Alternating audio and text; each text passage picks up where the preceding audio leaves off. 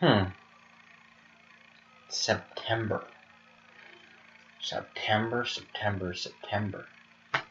I mean, what's important that happens in September? I mean, so far, all we've had is an international break. So, oh yeah, it's the freaking Champions League. Let's go.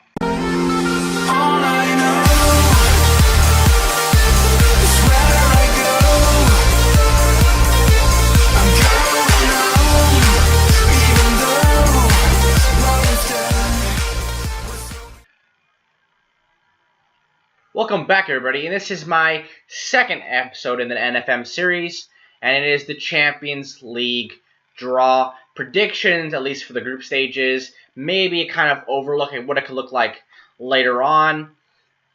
But yeah, I mean, we just had international window. I'm kind of recording this a couple days before the actual start of it, and tomorrow the Champions League will start. And it's going to be big stuff happening. And the Champions League bet, which is, I mean, probably, if it wasn't for the World Cup, maybe the Euros, probably the best tournament in world football. And it's probably going to decide the best team in the world. I know there's a debate, but, I mean, it's usually, I mean, this is Europe. We have the best teams in the world. Real Madrid, Barcelona, Bayern Munich, Juventus. Whoever wins this competition is the best team in Europe and the world, and it's time. So let's get through it. Let's go. We're gonna go individually, group by group, and I'm kind of gonna look at who's gonna go through, who's gonna have issues, maybe finish bottom, and go to the Europa League. So let's get started with Group A. All right. So in this group we have Benfica, Man United, Basel, and CSKA Moscow.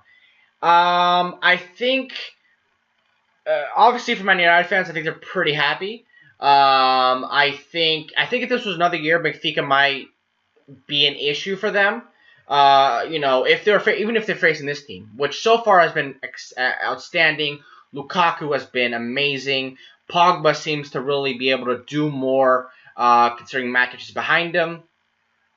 And, even players like Mata, Mkhitaryan, Rashford, Martial are all able to go forward, considering the additions that they've added have really freed them all up to do great things. So another year I think Benfica might be able to do that, but I think Man United are clearly the favorites in this group, considering all the quality they've added. They won the Europa League last year, so a lot of those players have experience, in a tournament like this. So I think number one, I think is definitely going to be Man United. I think Benfica could, if they have a couple good results, could challenge that. But I think Benfica is still going to have some issues on their hands with Basel and Moscow. Basel were okay. They were pretty good a couple years ago. They were playing well in Europe, going, into the Europa League group, knockout stages and performing well. That has changed. They've kind of, descended a little bit. They're not as good as maybe they were last year. So the name, considering when we were getting to Europa League finals, they were the type of teams that were in the, final 8. Their name is maybe a little more relevant than what they are now. But I think they'll be okay. I think there's still gonna be an issue going there. Moscow's gonna be hard to go to Russia and get a result. I think Benfica is still gonna get through. They should get through. First of all, that's what I should say is that they should get through. But I think it's gonna be Man United first, Benfica second. I think we still have a lot of quality in the squad, despite I don't think having a great window. Moscow third. I think they're maybe not as good as they have been in previous years. I think if they had been a little bit better, they might challenge Benfica. But I think Benfica is second for sure. Moscow third, going to the Europa League, and then Basel. It's not for them. They'll be missing out on any more Euro past November. Group B. That's a B. Big group here. Big group. A really interesting group, I think, because there's obviously two big giants. The two teams that everybody's gonna pick to go through to the knockout rounds, and they have two teams that are similar not really second tier, not really third tier either, but a couple of tiers down. And a team, I mean, Celtic obviously. I think Celtic going to Celtic Park. It's going to be nasty. 60,000 plus fans there. I think it's going to be a tough challenge for a team like PSG who maybe are not used to playing like that. And I don't think that I know one might say that Paris, PSG are gonna just go through this group like nothing. And I disagree. I think they've had some amazing signings. Obviously signing Neymar and Mbappe and Alves.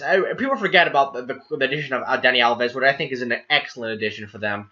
But they lost Blaise Matuidi, and if you look at their midfield, Verratti, Rabiot, Mata. Mata's 35, still very good, number 6 defensive midfielder. But is he going to be able to do it through, I'm sure he's going to be fine in the group stages, but later on, I'm not sure if he's going to be able to keep up those performances deep into the season. Verratti, obviously a very talented player, but I think look at what Isco did. And you can see that, obviously Isco's probably arguably the best midfield in the world right now. But you could tell that's why I don't think they're going to win. First of all, I know we're going to do a little bit of predictions later on. First of all, PSG are not going to win this year. Maybe in a year or two, but it's not this year. I think I'm going to go into that a little bit later on. But yeah. But Anderlecht, I think Anderlecht have the quality. I have some solid players in there. The team from Belgium, the team from Belgium. But I think Celtic have some great players as well. Dembele in there, Griffiths, who can really score some cracking goals, and I think he's a solid player. I think he come off the bench now with Dembele, Moussa Dembele playing so well. And I think something about going to Celtic Park, I think, is a struggle. And they might knock a couple points off of the big two there. But I think they're actually going to finish third. And then Anderlecht bottom. Bayern, PSG, coin flip for who's going to finish top. I think Bayern. Just because they have a little more experience than PSG. And Celtic, then Anderlecht. That's what I'm going with. Group C. Chelsea, Atletico, Roma, and Karabag. This one's interesting because Roma haven't done much the last few years, but they have been pretty good last couple years. Obviously, adding a guy like Edin Dzeko has been very good for them, and they've had some good players. Now, unfortunately for them, they've had those players kind of picked away from the high-spending Zenit. Guys like Paredes and Manolas, central defender and central midfielder. Again, they still have some quality. Strootman, Nainggolan in there. But are they there? Yeah, I think they're getting better. They're starting to become more force in both Italy and Europe. I don't think they're there yet. And I think if they do put on some quality performances, I think Chelsea could have.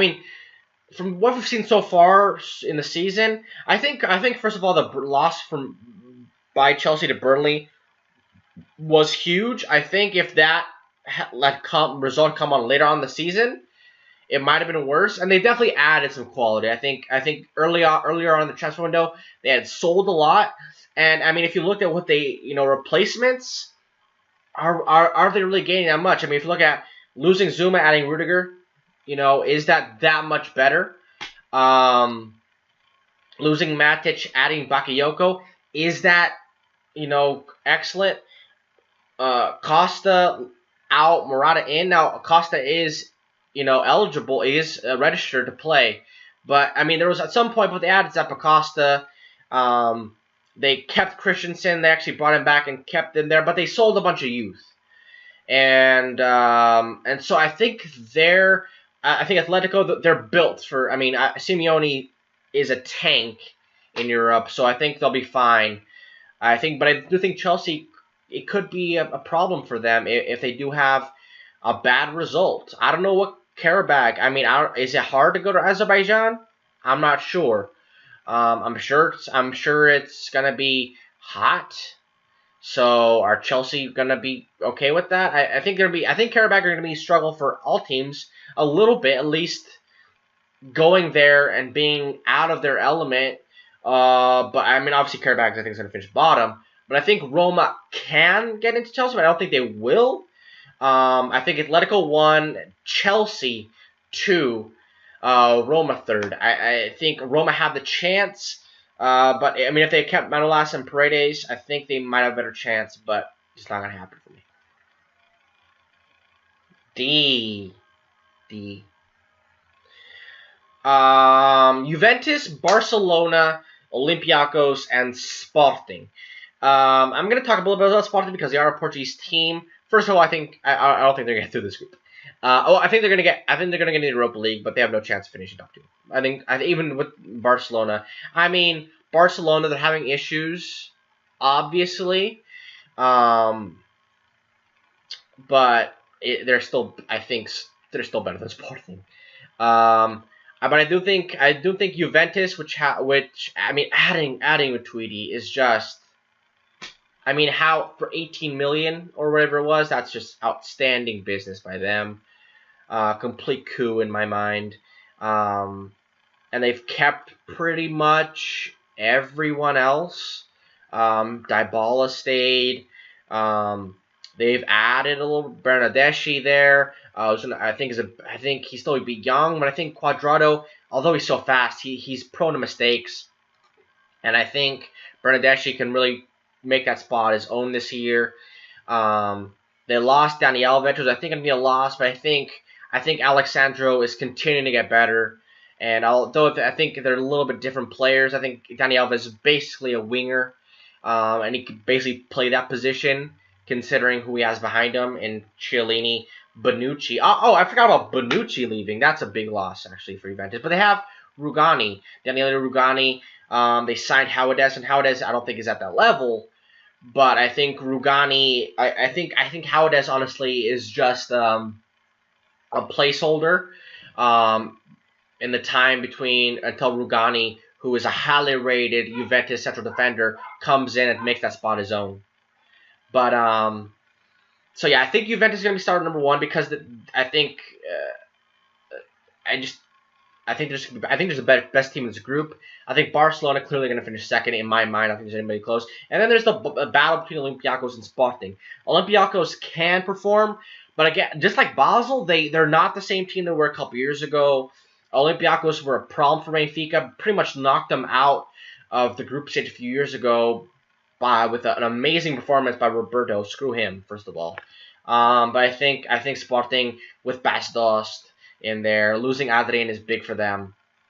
But they've added some quality. I think Battaglia, Bruno Fernandes is lighting the world up. Called up for the national team for the first time. And I think they'll be good. I think they'll finish 3rd into the Europa League, which will be good for them. And Olympiacos bottom. What's up? Alright. Probably one of the easiest groups, I would say, here. And that's Spartak Moscow, Sevilla, Liverpool, and Maribor. Maribor finishing bottom. Let's just avoid that. And then I think it's really between Sevilla and Liverpool. I think Sevilla have lots of quality. I don't think they're gonna. I think they won like 3 Europa Leagues in a row. Are they the same team anymore? I mean, that was with Krakowiak. They lost to Bora this year, who went to Leicester. They still have a Tolo, but I just don't see them being the same team. And they also lost whoever was their director of football to Roma, I think, and he was basically signing everybody, signing the best players. You look at the players they've lost, and he was adding some real quality to that team, and they're not the same team. I still think they're good enough to finish second in this group. I think Liverpool are going to go not all the way. First of all, let's not talk about that yet. But I think Liverpool are great right now. I think Sevilla could give them a real problem because I think Sevilla is just so well run and so well coached that I don't think Liverpool's going to it's not going to be as easy for them to just blow past them as it was against Arsenal, to be honest. But I think Liverpool versus Moscow and Maribor are just gonna blow right through them, to be honest. And I mean, I mean, them against Maribor, it might be like 10-0, to be honest. They're just, I think, especially if they get an early goal. I know it's hard for them against smaller clubs, but Maribor, even compared to the smaller clubs in England, are smaller. And I mean, maybe Maribor would, hit back on them. But I think Liverpool is just a different team this year, better than they were last year. For adding Salah, and I think Klopp has figured something out a little bit here, and I think they're gonna finish first. Liverpool, I think, Sevilla second, Moscow, another Russian club that's gonna go to the Europa League in my mind, and Maribor bottom. Poor Maribor, but I mean, it's good for them to get in Champions League. Fair play to them. But I don't see them getting anywhere in this group. F. I'm just gonna stop with the I mean, F, G, and H. I'm never gonna get them. I mean, without doing like some weird H thing. But F. A pretty good group, I think. Shakhtar Donetsk, Man City, Napoli, and Feyenoord.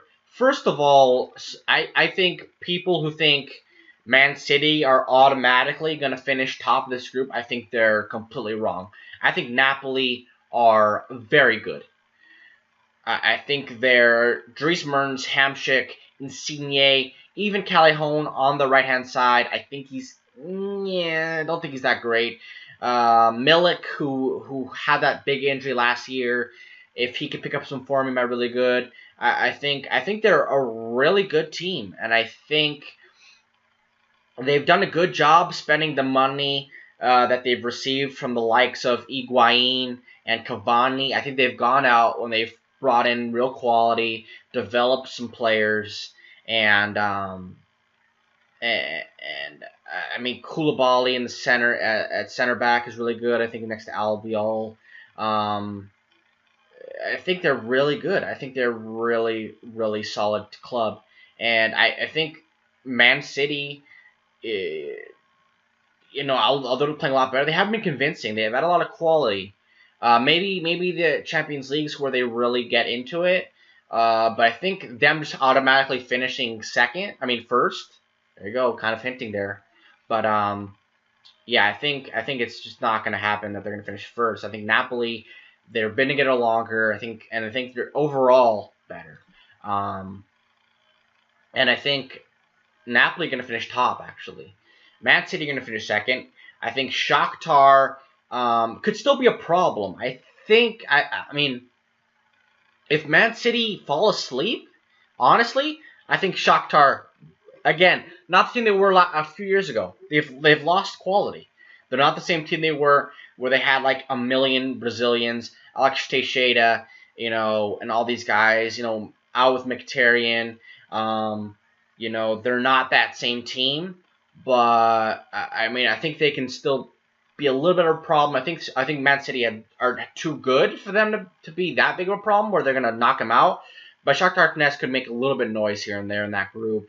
And then Feyenoord, I don't know what's happened to Dutch football. I think they're the only team in the group stage, and I think they're going to finish bottom of their group, which is crazy in my mind. It just, I don't know how that happened. Ajax didn't even qualify. It's not good for Dutch football right now, and yeah, really bad for them. G, yes, G Unit. I don't know why. I think a lot of people are going to be talking about H as this group of death, this untouchable, at least 3 teams. But I think if you looked at Group G, you could make an argument for each one of those teams finishing top. You could make an argument for why each team will finish top or bottom. Monaco, amazing. I think semifinals of Champions League last year. Why? That's why they're going to finish first. Why are they going to finish fourth? They've lost Bernardo Silva, Mbappe to PSG, Bakayoko, Lamar was on the footstep of being out, and no, sure they've added Yuri Tillemans from Anderlecht, another team in the Champions League. Keita Balde, Stefan Jovetic. They've added quality, but Mendy, they lost Mendy. I'm sure Sidibe can. I know he can play on either side. And they have Traore, they can play on the right, but still, these are a lot of players to be losing. And I mean, are they going to be able to do it? I mean, out of all the teams, I think they're the least likely to finish fourth. But I mean, come on, it's a possibility that they could finish either first or fourth. In all honesty, and I know Falcao's playing really well right now, but if his goals start drying up, it could be a big problem for there, because who else is going to score those goals? Porto are there as well, another Portuguese team. Great to have 3 Portuguese teams. We need that if we want to get our coefficient place, 6th place away from Russia. It's good. Russia only have, I believe, 2 teams in the group stage of the Champions League, so Portugal can do some real damage, and I hope they do. But Porto, why can't they finish first? They have the pedigree. They for 10 years, well, basically the last 20 years, up to the last couple years when Benfica took over, they were the best team in Portugal. They won the Champions League in 2004. They won the Europa League in 2011. They went to the and so why? I mean, obviously not the same player. I think taking third-party ownership out of the game has hurt them, as it has hurt all Portuguese teams. But I mean, look at their front. Look at their 4 strikers that they have: Abubakar,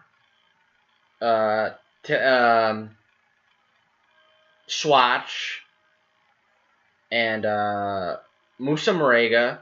And they have one more. I think they have one more. Am I going insane? I feel like they had one more. But still, even with those 3 guys, those are 3 really good strikers. They're going to get a lot of goals for them. Brahimi stayed. Corona stayed. On the wings, are very good. Midfield can be a problem. They kept Danilo, which is great. Who's going to play in front of them? Oliver Torres is there, but is he too attacking? Basically, sometimes that team looks like a 4-1-3-2, which is not great. I think if teams pack up a midfield, Porto can have a real big problem. But they added Sergio Conceição, which is a good coach. And so I think they have some quality. I think Marcano and Felipe in the center defense are really good. I think keeping Carlos Pereira at right back is really good. Having him alone at Nice last few years has been excellent for him. They could finish top. Besiktas, they've added some quality. They added Pepe in the back. And Pepe, maybe he's not at the level of a Real Madrid anymore, but Real Madrid has Sergio Ramos and Rafael Varane, who can be made an argument that they're the 2 best center backs in the world. And so, sure, Pepe doesn't fit in there. So, I think Besiktas getting him is amazing business by them. They still have Quaresma in there. I know they lost Abubakar, their goal scorer. That's maybe a problem for them. I think they still have Talisca on loan from Benfica, and he had a great European campaign last season. I mean, I think they're least likely to finish first. If Monaco's least likely to finish fourth, Besiktas is least likely to finish first. But still, second or third, completely plausible for them. And finally, Leipzig, the team people love to hate. I'm somewhere in the middle. I like playing them on Football Manager. FIFA, it's nice. But I don't agree with them, where their money's coming from. And that's what I have a little bit of a problem with. But still, a great team. And they've kept a lot of players. Pretty much keeping Naby Keita for this season is excellent for them. I think it holds on. I think for a lot of teams, 1 year in the Champions League is not enough to really say we're here now. I think you need at least 2 or 3 seasons, consistently in the Champions League to officially say we're a Champions League team. I don't think you could be in the Champions League once and say we're a Champions League level team. Let's do it 2 or 3 times. And I think keeping Naby Keita in there is going to be excellent for them. Can they do it on 2 or 3 competition fronts? We're not sure yet. But they've kept Everett, Timo Werner, Forsberg, Naby Keita still in there. They still have a lot of great Naby Keita. I'm sorry if I'm not saying maybe his name correctly, by the way. But keeping him with all the money they've spent, all the quality they've added, why wouldn't they finish first? I mean, they surprised everybody. Came out like a bat out of Hades last season in the Bundesliga. Finished 3rd, I believe. So why wouldn't they finish with a positive result in this group? Why not again? So Group G, I know I'm gonna get to Group H and why their group is so good, and why team B had Bayern and PSG. Group D had Barcelona and Juventus. But G, I think G is going to be the most interesting group, I would say, out of all of them, for sure. And finally, Group H. Group H. Real Madrid, Dortmund, Tottenham, and Apoel. Poor Apoel. God, they're going to get destroyed. Because some of those teams, when they come up against Apoel and they go to Cyprus, and they're looking at what the other teams did against them, they're gonna be like, we need to score lots of goals, to make sure that if we get knocked out of Champions League, it's not because of goal difference, because they're gonna go after Apoel, I feel like. So Real Madrid in there, I think obviously gonna finish top. I think if anything they've gotten better. I know they've lost a little bit in Pepe, really. But who really? I mean, they've kept everybody. I think Benzema is not the same player he was 3 or 4 years ago. I think he's definitely, at this point, he's just a body up top for them, at least, considering with the ascension of guys like Isco finally coming into the team and making that position his own. With Asensio coming up, I think it's possible that Benzema is no longer the number 9 on the team. I think it's Cristiano Ronaldo. If they play that 4-4-2, with like a diamond, with Isco at the top of the diamond, Kroos, Modric behind, Casemiro at number 6. Who are those 2 guys going to play up top? I think it's going to be Asensio and Ronaldo. Can they play together? Or can they do it? I'm not sure, but still, with the way Asensio's playing right now, you need to start him. Ronaldo's untouchable. I don't care how much people hate on him. I don't care. Ronaldo is untouchable in this Real Madrid squad. If there is one guy that could bench him, that could set him down, it is Zinedine Zidane, because he is Zinedine freaking Zidane. He's Zizou, and he can do whatever the hell he wants, pretty much. But if he wants to keep his job, I don't know if he can do that, considering Florentino Perez is not going to let one of his probably his biggest Galactico of all time, be benched. But I think we're going to see that a few times this season, for sure. Asensio and Ronaldo up top. I think Benzema and Bale are going to be 2 guys that come off the bench more than likely. Isco behind, and the defense, I mean, Nacho, Carvajal, Ramos, Varane, and Marcelo. Navas in goal. I think this team's going to finish top. Dortmund or Tottenham. Dortmund lost Ousmane Dembele, and that's a big loss for them. Royce isn't registered for them. I'm kind of interested. Is their new coach? I know he's from Ajax. I know some people don't really rate him. I mean, if you look at the former Ajax coaches, look at Frank de Boer, who went to Inter, and look what happened to him. So I don't think winning the title with Ajax is really that interesting. It's not a sign of anything important. So him going to Dortmund, I'm not even going to talk about it, because I'm not even sure what's going to happen. But losing Dembele is big, I think.